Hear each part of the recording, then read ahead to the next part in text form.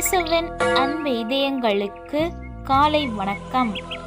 இந்த நாள் உங்களுக்கு ஆசீர்வாதமாக அமைய வாழ்த்துக்கள்.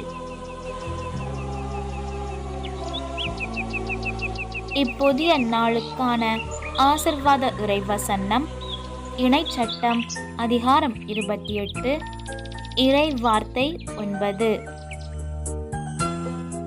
உன் கடவுளாகிய ஆண்டவரின் கட்டளைகளை கடைபிடித்து அவர் தம் வழிகளில் நடந்தால் அவர் உனக்கு ஆணையிட்டு சொன்னபடி உன்னை தம் தூய மக்களினமாக நிலைநிறுத்துவார். அற்புதமே அதிசயமே